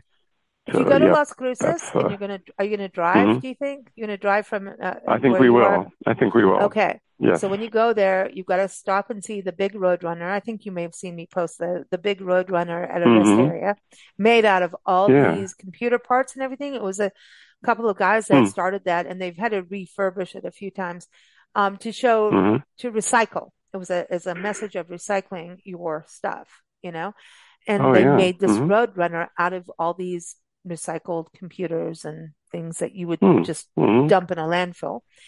And then from Las Hmm. Cruces, when you go up, so there's also Silver City, New Mexico, way to Las Cruces. So when you get ready Hmm. for all that, you better call me because I will I send will. you a Yeah. I will I will hook you up because Nice. you got to go to Silver City, New Mexico, also an art community. Amazing art, small, real, chilled out, vibrant art community with amazing food, little galleries and art studios. And yeah, you got to go to Silver City and nature. All of these areas are big on nature. So you get arts and nature. So, and history. What more do you want? You know? Oh, Um, yeah. and so Silver City's on the way to Las Cruces. Then from Las Cruces, you can go, there's White Sands National Monument or National Park now, excuse me. Go to White Sands. You can slide down the Jimson, uh, sand dunes if you want. But you go up to Santa Fe, you'll go through Albuquerque, also one of the Bosque del, I'm sorry, I'll just give you a road trip right now. I can't help it. It's kind of what we do. But like That's awesome. Yeah. there are oh, you better contact and when Johnny does this, we'll do a show on it because you go up into Santa Fe from Albuquerque. You got to go to Albuquerque, right? So it's Route 66 history. Route Hmm. 66 is almost turning 100 years. It's on their way. They're on their way to do that. Oh, yeah. Route 66 just put up a neon welcome to Albuquerque sign. And while all the Oh, neon wow. signs are being taken down across the country because of the expense and everything, which is sad because it's Mm. a nostalgia. Yeah. Route 66 Oh, yeah. and Albuquerque people like stood up and said, "Hey, we're standing up for our neon," and so they have it. Hmm. And Albuquerque, do not leave that off your trip. Albuquerque is Okay. amazing, and they have food halls that you can go into, and you will be amazed at the just multicultural. Like that from Tulare County when Mm. you were in Porterville, because all these Yeah. people came together, right? And they have that. And Hmm. then you go from there Yeah. to Santa Fe, and your mind will be blown. It's amazing. Wow. I'll help you. I will plan a trip for you Awesome. according You to got what you it. want We to do. will. Yeah, and we'll do a road trip show on it, right? Let's do it. Let's do it. Cool. Yep. Cool. So Cool. let's get to the music before everybody gets mad at us. The music of the Oscars. You have some great soundtracks and songs from movies over the years. On Hmm. Golden Pond. That's huge. I was just listening to Nancy and I just listened to a podcast with Jane Fonda and Julia Louis-Dreyfus. Oh, wow. Amazing podcast. Yeah, Highly I recommend bet. that. But Oh, yeah. tell us about that on Golden Pond. Ooh, that's a Well, classic. the Dave Grusin wrote that score, and I mean, I love the movie, and then just the music. When you talk about music affecting a movie, just imagine that movie without the music, the way it complemented those beautiful scenes of the pond with the loons and the sun dancing on the water and everything. I mean, it was Dave Grusin's score is magical. Um, I think it's really brilliant. Another film that he did was The Champ, and I thought the music in that film was really fantastic too. Just Mm. um, yeah, Can it really brought out a lot of emotion, in the scenes, but in each scene, and it made a huge difference in the movie. What about for Oppenheimer? Going back to the cocktail, and I mean, the cocktail has nothing to do with the movie, but it does, right? But like this, the Oppenheimer is like this Yeah, huge history, you know. Like, have yeah, you listened to the music from that? I have. I'm a member of the Society of Composers and Lyricists, and I get to listen to a lot of the music from movies and television because Paco does their award show every year, and so he's sent nominee clips and then winners clips, and then he how about on an award show they'll show like 20 seconds from each movie, when they show the nominees, and the nominees are, then they'll say each one, and then they show like 20 seconds from it. Well, he puts all that together for the Society of Composers and Lyricists for their award show. And so I help him select the 20-second spots from each film. If they don't, some of them actually tell you this is what we want to use, but most of them don't. And so we go in and, so I get to listen to everything and then say, I think we should do this 20 seconds. And I heard the music from Oppenheimer, and it's really great. I mean, it's such a, there are so many complexities to the film, and I think that Gustafson, I think is his name, Hmm. really did a beautiful job of navigating that. I'm sure he had a lot of notes from the director where he had to convey different things, and that's hard to do. And he makes it sound easy, because it's a really great score. It's amazing, right? How that all changes a movie. Hmm. You remember Chariots of Yeah. Fire? Yes, I was going to bring that one up too. Yeah, Yeah. that's Vangelis and that was when synthesizers were really coming into their own as a new, musical medium, and he really delved into it, and he's got a couple scores that are fantastic, and Chariots of Fire was, and interestingly, a side note to that is, they approached Melissa after the movie was out. They wanted to promote the film, so they had Melissa sing a song that they wrote lyrics to the theme, da da da da da da, and they Oh, wrote wow. words to it, and they had Melissa record it. And so it's a song called "Race to the End," and Vangelis produced it, or with Arif Mardin, and Wow. it's so it's Melissa singing, and it's really cool. It's that theme music, and it's very it has a theme about running, and how we all run, and um, kind of With using a our race as phones. an analogy for our life. With our phones. Yeah. Well, you bring So up Melissa too, and you sent us a great list, and everyone, there's going to be a link in the show notes for this too, of a music playlist, that Johnny's put up together, and we're going to add to it as we always do. But Melissa, Ice Castles, that was her? Like, that was her. wow. Yeah. She was the first person ever to have two songs nominated in one year. And so she sang both of there was The Promise, the movie The Mm. Promise, I'll Never Say Goodbye by Marilyn and Alan Bergman, and then Through the Eyes of Love by Marvin Hamlish and Carol Bayer Sager. And she said they called her up Wow. one day and said, "Hey, we've got this song. You doing anything? You want to come sing?" So she went in, she goes, and it was a real gift. It's on her Spotify, it's her most popular song. And then it's also the movie, the video has over 3 million views. One of the videos of her singing it, and then she just redid the song for her album review, and so there's a new version of it now. But yeah, Isn't she that's doing something with one Dolly of Parton too? Did I yes. not? They just released Midnight Blue, a new version of that, and it's a really beautiful video. And when Dolly laid down her vocal, Melissa had already sung her part, and she said, I actually decided to go back in the studio and re-record because the way Dolly sang it was so tender and intimate that I felt like I needed to match her. So Melissa went back in the studio, and then they made this really beautiful video about friendship and one friend helping another through a tough time. And Midnight Blue is one of the great songs to me of the '70s, and it's a really nice, nice new version of it. Didn't I read you in part of, there was something about, in fact, I got press releases about it. I should have sent it to you. I got press Mm-hmm. releases about Melissa Manchester's new things, and you were in something. Mm-hmm. Was it you Yeah, were I written was. about?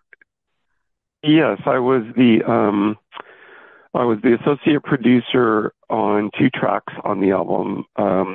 Whenever I Call You Friend, she Mm, wrote that with Kenny Loggins, and it didn't work out that they got to record it together because the president of her label didn't like the song, and so Kenny and Loggins ended up recording it with Stevie Nicks, and of course it was one of his biggest hits. And years later, Melissa recorded it on her own, but the fans have always wanted them to record it together. mm. And Kenny kept saying, well, what would we do that would be different? And Melissa said, I need to come up with a different, feel for it. And I said, well, I think you should do it like Earth, Wind, and Fire, with that kind of a vibe, a little more up tempo with a real funky feel to it. She goes, love it. You want to come to the studio with me? So I got to go in, and then she sent it to Kenny Loggins. He loved it. He says, "I'm in. Let's do it." So he sang it with her, and then Dave Koz plays saxophone on it. So Wow. I got associate producer credit with Melissa, Kenny Loggins, and Dave Koz.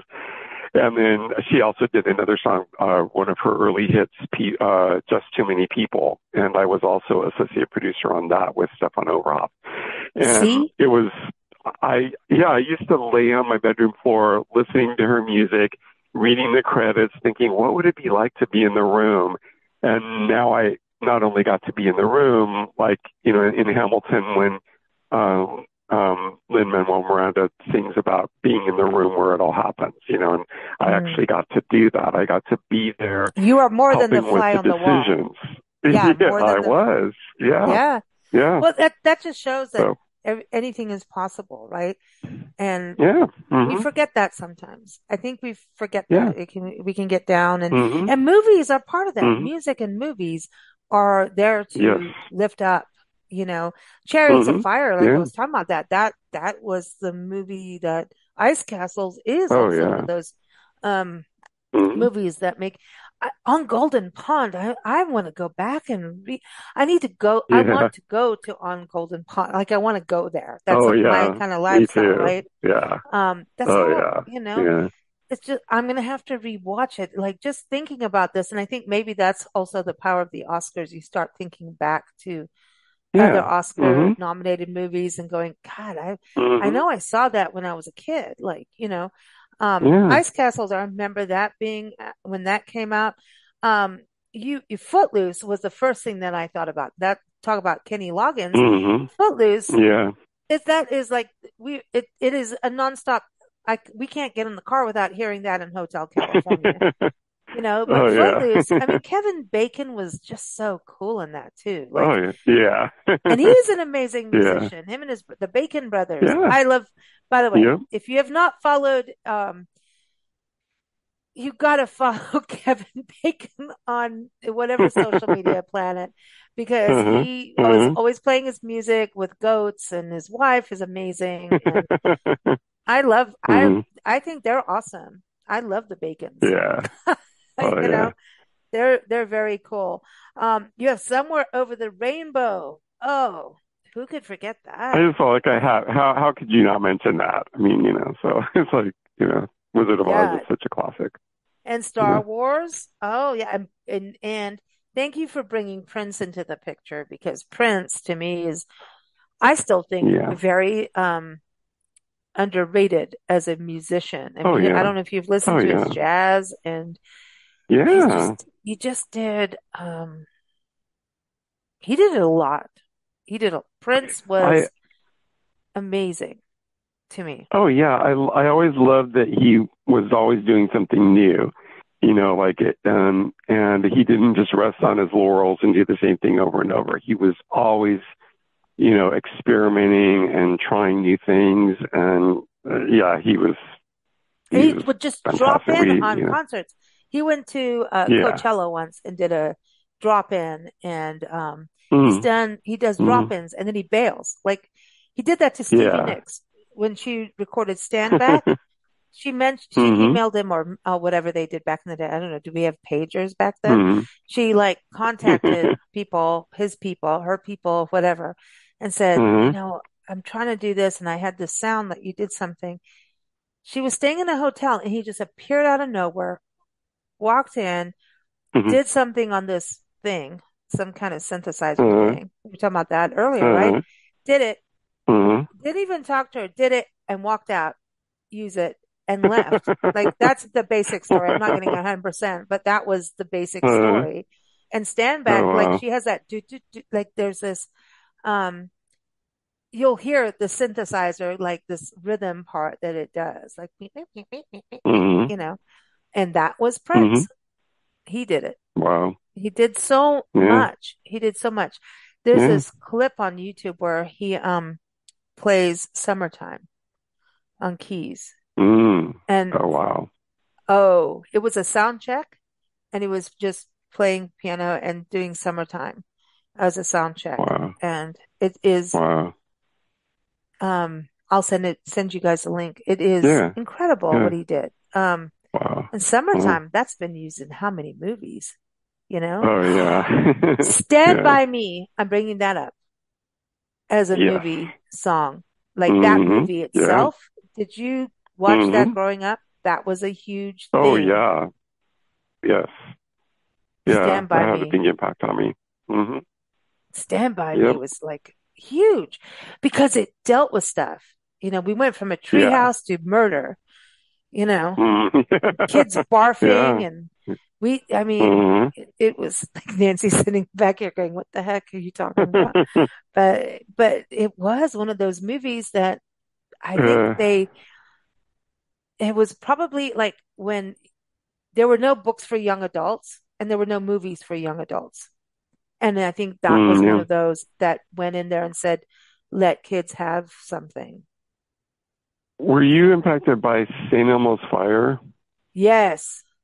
when that came out? Yeah, that was one that Ah, soundtrack was really great, and that movie really, I was right at that age, and it just kind of, mm. I remember that being really impactful. That movie, The for me. Breakfast Club. But, yeah. The Hmm. Breakfast Club was Yep. huge. And Yes. then, yeah, the Breakfast Club was massive. That was a massive thing. But Hmm. okay, so going into some, okay.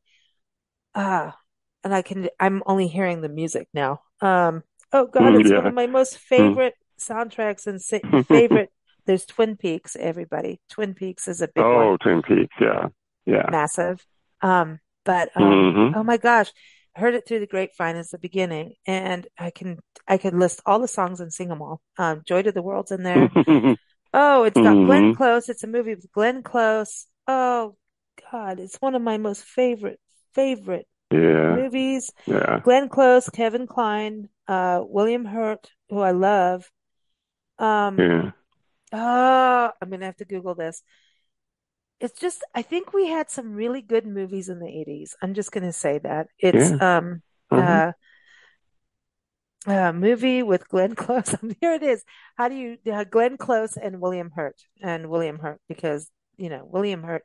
Oh, do you remember Robin Williams? And there was the movie, no, I'm not going to remember it, The Fisher King. Did you ever watch The Oh Fisher yeah. King? Yes. Yeah. Yeah. Yeah. That was a good, that, that had good, it was back in the day where, and I don't know if we do that now. Do we listen to the soundtracks? Like we used to avidly watch the movie and then go get the soundtrack. It was like a thing. Well, I do. I do. Yeah. But I don't know Is if it still a other people do. thing? But I still. Oh yeah. Oh yeah. For me, it is. Yeah.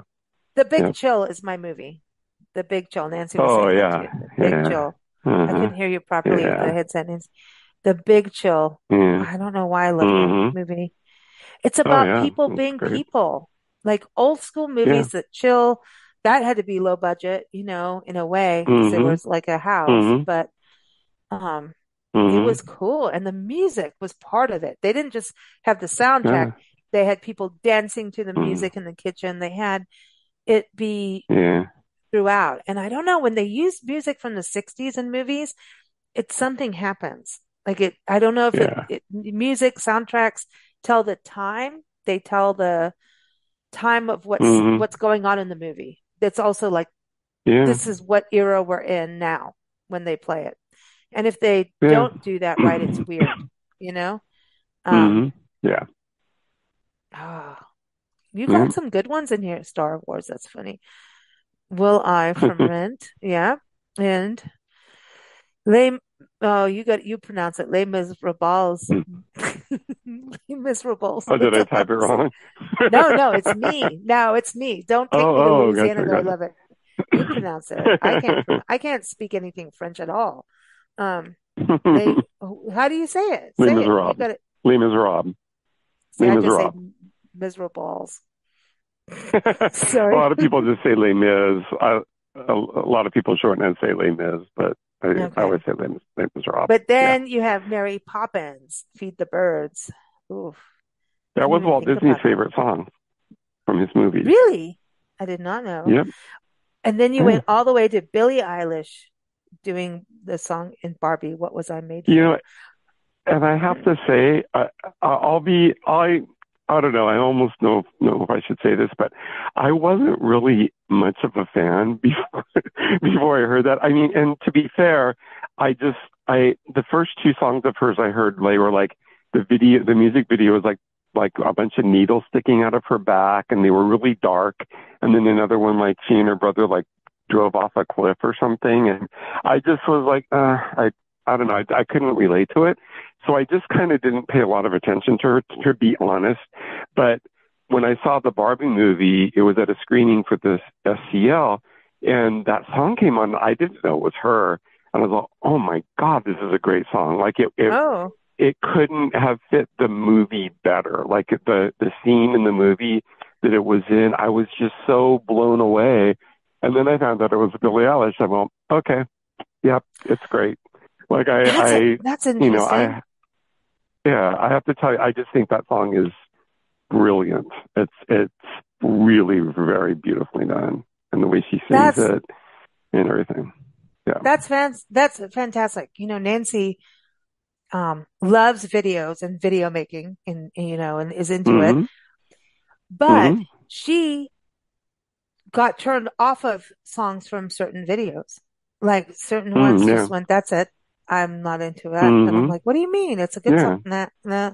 But then you got to think like Peter Yeah. Gabriel and stuff really did good stuff too. Like Oh people who did yeah. music Yeah. videos, like it changed the experience of music. Yeah. It did. Oh So I yeah. think it's Yep. huge. I mean, what you and Paco do is amazing. And the fact that you can work together and make it happen and I Mm. know it's blood, sweat, and tears and some like, we know the creative process. There's always and then you're like, can we still like Yes. each other tomorrow? Yeah, we can because we have coffee. But Yeah. it's a thing, and I think that's the thing with Hmm. all this creative stuff that once it's finally out and then, it takes time. Awards come and it's like the movie for the actors by the time it actually even is produced and put together and then distributed and out. And then suddenly you have to go to Oscars and do the media runs and all of that. Like they're Hmm. already in their new movie. They're like, what? I don't remember, Hmm. So it's kind of an interesting Hmm. thing. But the movies teach the actors stuff too. And I Yeah. think that's Hmm. probably what means something for the actors. And, I've interviewed a lot of people on writing soundtracks and how they get a movie clip, and they have to Hmm. match it, or Yeah. they have, or you're writing it and they're putting it to that. That's weird. Like that's kind of hard to do. Hmm. Like, Yeah. yeah, Yeah. we need this, and they're lost on the movie side, and the musician has to bail Yeah. the movie. But there's so many like Practical Magic. I have that soundtrack. Practical Magic Hmm. is pretty cool. I don't know if you've heard any of that. That was good, Yeah. and oh, I like it because it has Macy Gray on it. I love Yeah. Macy Gray. I think Oh she's yeah. underrated too. She's like cool. A lot of. She's Oh yeah. She was great. Yep. mm, A she's lot of underrated. the composers that when they're Hawk has done a lot of interviews with different composers who do film and TV, and Hmm. they'll talk about the process and how a lot of the directors, um, it's like musicians speak one language, then like the visual people speak another language, and so then they have to figure out what each other wants, and Mm. they'll this a lot of times they'll use references, so they'll bring in a song. Okay, it's sort of like this song, or it's sort of like this soundtrack, and this is the general mood I want, and it's a way of trying to figure each other out.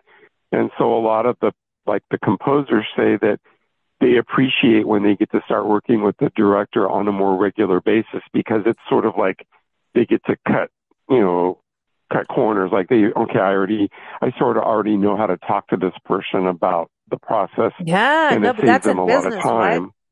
Yeah, Yeah. Yep. that's life.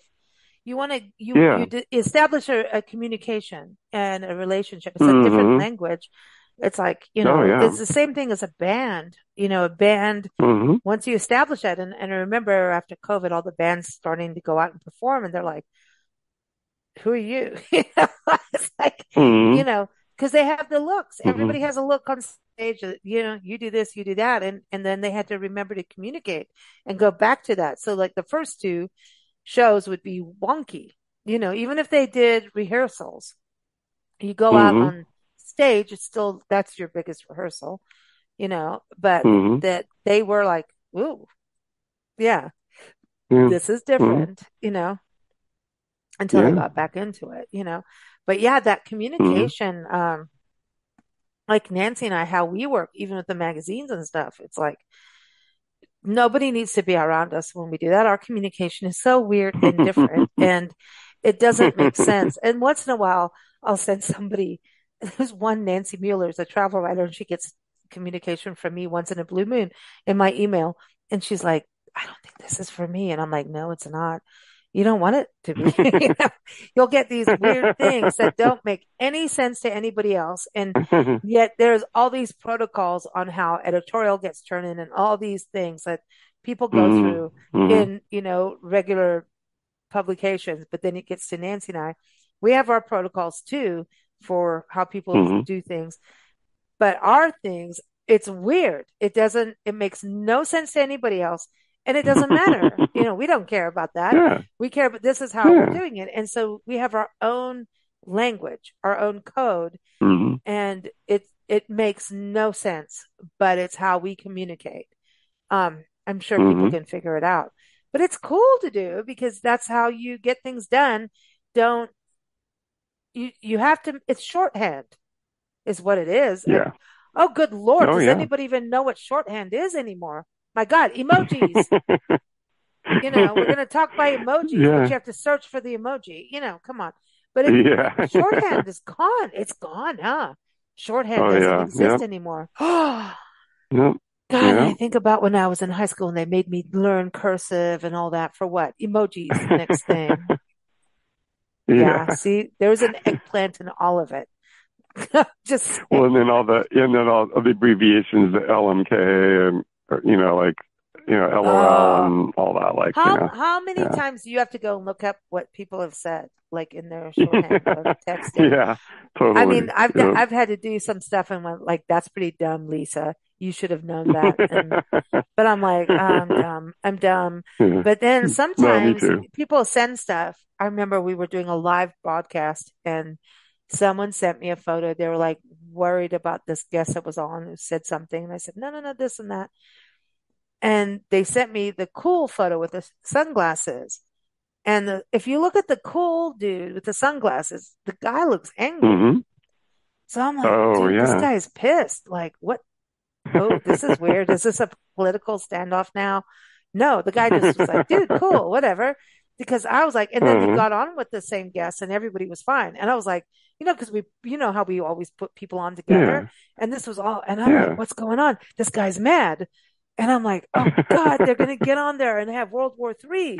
We don't want that. That's not what we do in Big Glen. Big Glen is like unity, not anger and Yeah. drama. And I'm like, this is Yeah. going down because I knew the one guy that sent me the cool thing does have like political, like, whoa, I don't want to read that. I don't want to know. And then I'm like, oh, this is going down. And then it didn't. They turned out to be all on the same side of everything and cool and happy. And I'm like, oh, I'm so glad. I'm so glad. Like, but then if it was going to go fiery and go crazy, I'm like, in a way, oh, this is interesting. That I'm not going to Mhm. stop what people do unless it gets mean. We've had some of that, Oh, but we yeah. don't allow that. Yeah. We don't allow cruelty Yeah. on our shows. It's No, I that's think good. people have to find this, and I think music and Oscar parties, as we're talking about, have a Mhm. party, call your friends. Back in the day, remember on Facebook, people would text what was going on. Yeah. Look at, you know, um, I don't know. Mhm. It's maybe a way to communicate now. Can we just get along? Yeah. Use the Oscars as a Yeah. way. Use it as something. If Yeah. you like movies and your family or Mhm. friend likes movies, start up a conversation, right? Isn't there a song for that? Mhm. Start up a something. There's a Yeah. song for that. I know there is. Mm. Yeah, Yeah. and listen to music, send a playlist. We're gonna have a playlist in the show notes. It'll be there. And maybe make a martini, make the cocktail, the La Fonda cocktail, make that for Oppenheimer, and everyone will Yeah. be fine. Yeah. It'll all be good. Yep. Well, Yep. Johnny, I will message you on Oscar night Okay. and go, are you watching? It's Are my you sister-in-law's listening? birthday that day, so I'll have to Oh, very cool. do a toast to her too. So Oh, yes. Tracy. Well, So hey, yeah. champagne, that's what we do on the Sunday shows. We forget once in a while because maybe we're drinking too Oh, much that's right. champagne. So champagne toast to your sister-in-law. Hey, toast to Yes, her and toast to to all Tracy. winning. Can we toast to everybody that's nominated and part of it? I want to toast to everybody in Yes. the Oscars and the people that are Yeah. forgotten behind the scenes, the makeup artists and Yes. all of that. I know that they're part of it too, Hmm. but I want to And acknowledge the great everybody. Hmm. and the great performances and production and that didn't get nominated, but that was still great. So Hmm. those Cool. people too. Yep.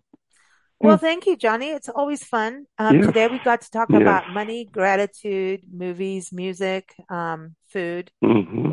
What are you going to go New have for Mexico. dinner now? What are you going? Mexico. We love Mexico. So is a big Uh, M&Ms today. What's for dinner? yeah. So we can be grateful for your food. I What's happening? think we're having some kind of tuna. I don't. Paco was deciding when I came in here to do the podcast. He said we're going to have something with tuna, but I don't know what yet. So I will find out. Oh, you might get a cracker and a piece of, here's your schmear. Like here it is. Like that's it. That's it. I don't know. Nancy and He's I one don't of those. know. Yeah, I'm He's feeling one of those people salad. that can go in the kitchen. Oh yeah, oh yeah, yeah. There's a lot. He's really great at salads, and he can go in the kitchen and find all these things, and I'll be like, oh, there's nothing to eat, and he'll go, and he'll come up with something amazing. He just throws ingredients together and makes something really tasty. So it'll be Can you great. share him? Can you share him? Like Yeah. bring him over to Texas Everybody where says that. yeah, no, but that's the thing. Yeah, That's creativity, right? Is working with what you yeah, have. That it yeah, really is. And that's exactly. something to remember Hmm. too. But I Hmm. brought up the salad because of, you're always posting those wonderful, tasty gratitude Oh notes. yeah, So I'm going to be yeah, watching tomorrow yeah. to see what you're grateful for food wise. Okay, I think Nancy, okay. I'm making you salad. Oh, I got the look. I got the look. Apparently, it's not the gratitude Johnny look. I need to do something to the salad. I think I'm going to do something. Last night it was, no, listen, when we got here to Lubbock, our friend, had pizza ready for us. And you know what she did? She baked us brownies. Like, how cool is Oh, that? wow. And so the Yeah. next morning we woke up and had coffee. Nancy and I looking at each other like, do we have brownies for breakfast? And actually we had one piece of pizza the night before and neither of us we didn't even eat breakfast. And then it was like lunchtime came and like pizza, brownies, both pizza, brownies, pizza, brownie, pizza. So you know what? I'm going to do my gratitude post on people who bake you brownies and give you pizza when you arrive after you've been out in the cold filming pelicans. That's a whole other thing. So I appreciate you, Cheryl. You rock. She's in Iceland right now. She just arrived in Oh, Iceland. wow. I'm so excited for Oh, her. wow. Yeah, Yeah. hopefully the Northern Lights. I don't know when that happens or Yeah. how, what, and where, but Iceland is cool, man. She's Oh, doing yeah. Iceland. I want, I'm excited for her. Come on, I really we need to got to see do it. the Northern Lights. Yeah, so We were that's on my bucket close list. last Yeah. year, March last year. Nancy and I were in Wisconsin, and there was this Mm-hmm. weird energy going through, like this polar vortexy kind Mm. of thingy. No. Mm. A pressure, high pressure thing. Like I get headaches when there's a Mm-hmm. storm coming, like a real, like the Mm-hmm. monsoon storms in Tucson. When we lived there, I could tell you it's coming like a day before. I would start to feel it because Mm. it's a Oh, yeah. barometric pressure thing or whatever. I feel the Mm-hmm. pressure, man. And I started feeling it there. And we went through snowstorms while we were there. And then we went in Mm. May. We went in May, was it? We went back again in May or June, July, May, whatever. July. Yeah, July. It was summer because we went from Kansas City to there. And they had all these storms. And the Midwest has this weird storm thing going on. And I know Kansas and tornadoes and all that stuff, but I got sick, like literally got migraines Mm. from these storms, like migraines that made me Oh, sick. wow.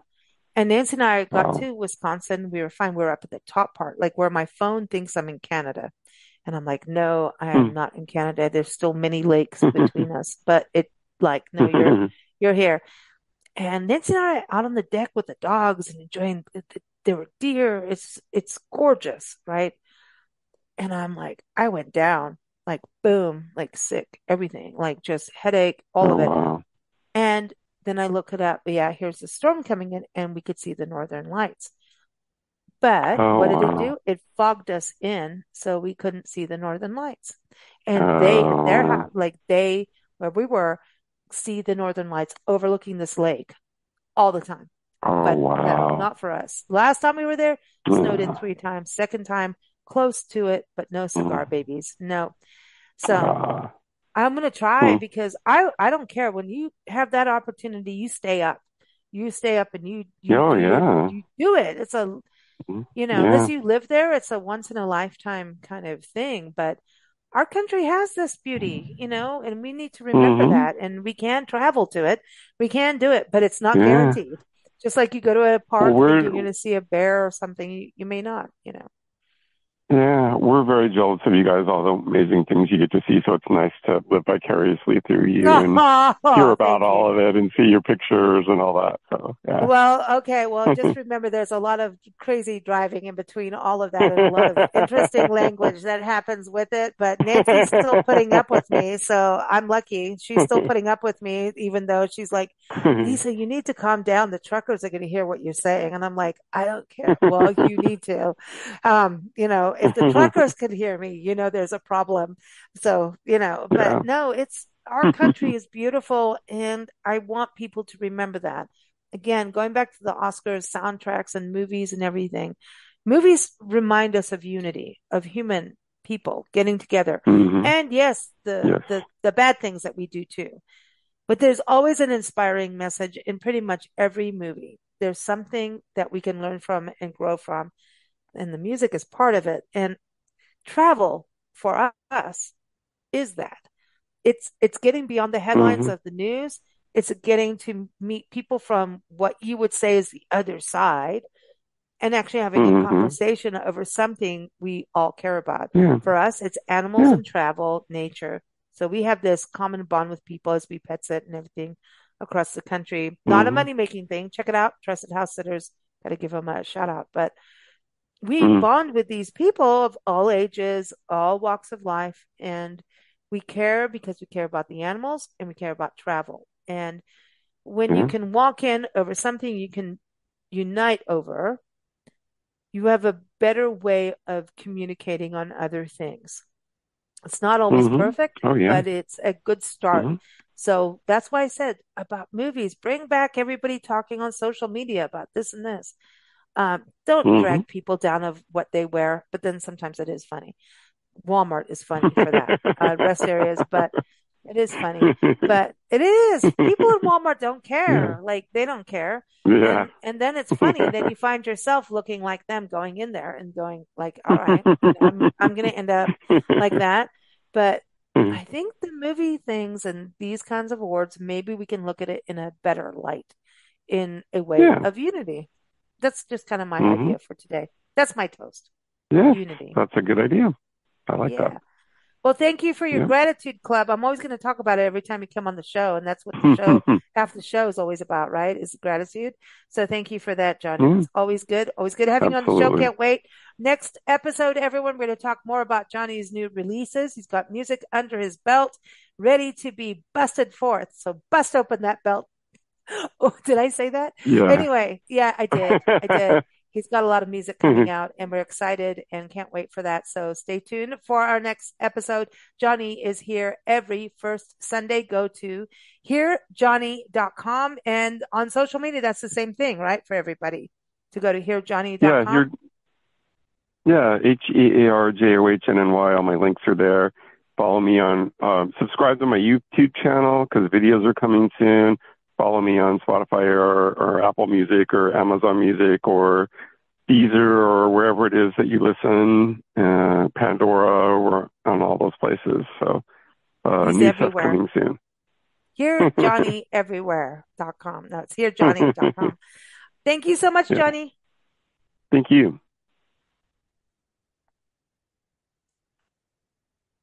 Oh, where did it go? Thank you for listening to Big Blend Radio. Keep up with our shows at bigblendradio.com.